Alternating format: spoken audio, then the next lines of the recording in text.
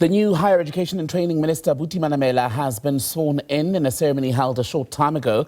Former KwaZulu-Natal Premier Dr Nomusa Ncube-Dube also taking oath of office today as she becomes Deputy Minister in the department. The swearing-in ceremony took place in Parliament before Deputy President Paul Mashatile and the Western Cape Judge President Nolwazi Mabindla-Boqwana. The ceremony comes less than 24 hours after the presidency issued a statement confirming President Ramaphosa had fired Minister Nomusa Ncube-Dube. This was after a prolonged period of controversy to do with the controversial appointment of SETA board chairpersons at the beginning of this year. That then sparked outrage among parties in Parliament who called for Ncube-Dube's head. Now, Ncube-Dube is likely to be summoned in the coming days by the Portfolio Committee on Higher Education that wants us still to account, basically, for the controversial appointment of an independent panel, which she says recommended the people whose names were put forward to basically chair the SETAs. Ncube-Dube was due to appear before the committee today, but as we've been saying, we found out this time last night that President Ramaphosa had decided to relieve her of her duties. Let's take this conversation further. Bring in Sanusha Naidu, Senior Research Associate with the Institute for Global Dialogue. Sanusha, welcome to SABC News. Good to have your time. So the Portfolio Committee in Parliament on Higher Education still believes that Nomusa Ncube-Dube should appear before members to give some account over the SETA debacle. But how fruitful an engagement will it be, considering that she's no longer a member of cabinet? Is it a pointless exercise? Good evening, Tembakile, and good evening to the viewers. I think in terms of principle, it's just a matter of getting her there to account for her time as Higher Education Minister and, of course, all of the debacles that surrounded her time as Minister of that portfolio, and the fact that she never really played the role that she should be playing in terms of accountability to the legislature. But having said that as well, the question in my mind is how much now would she even give it more attention, given the fact that while she was Minister of Higher Education, she didn't really play, or she didn't really give the Portfolio Committee the kind of respect that it deserved, as well as the kind of oversight capacity it plays. She just kind of decided that she would attend when she wanted to attend, and they need to actually investigate how much she misled the Portfolio Committee in terms of the appointment of the board of the SETAs, as well as just completely ignoring her time to come to present herself before the Portfolio Committee. So the question is, even if they want to do this, will she give it the kind of attention, or will she just continue in a manner that seems to be very arrogant at this point in time?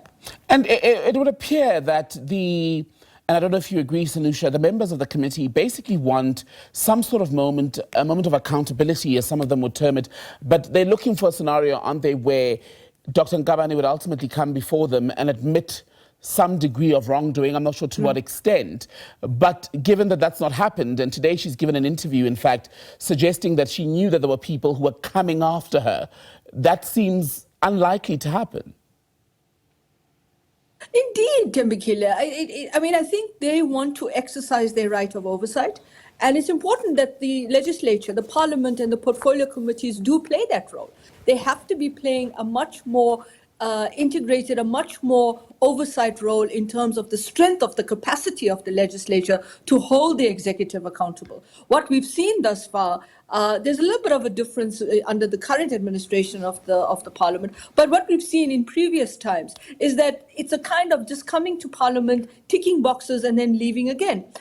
In other portfolios, we've heard that there needs to be much more than just the minister coming in or the deputy ministers coming in when it's budget speech. They want them to be front and center to account for how they are handling their ministries and what their ministries are doing. So I think in this case, again, it's a question of what kinds of rules need to be applied now in Parliament to make this not just an exercise in rhetoric or an exercise in terms of ticking a box, but rather how does it actually become much more strategic, much more about the oversight role that Parliament plays. And I feel that that is what is really front and center of this issue as well, is that as the former minister has has pointed out, is what's the value proposition for her to go back to Parliament? She's been relieved of her duty. She's been fired, according to the fact that the president appointed her and the president can fire her.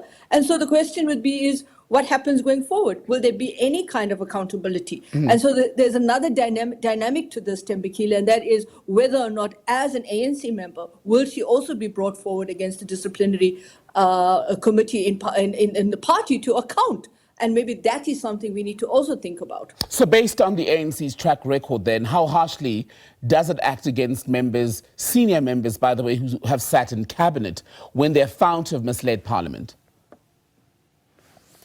It's not a very convincing track record at times. I think we're seeing this also play out in terms of what's happening with regard to the police minister on leave. I don't know how to put that into a context, because he's police minister, he's on leave, but we're going to have an acting police minister, so it's a bit of an interesting dilemma there. But the thing is that their track record hasn't been always one that creates a sense of confidence. And so, again, you'll still get that reaction to this in terms of the public opinion and just opinion in general, that the internal dynamics of accountability within the ANC may actually be less than what you actually get in Parliament. And that's going to be interesting as well.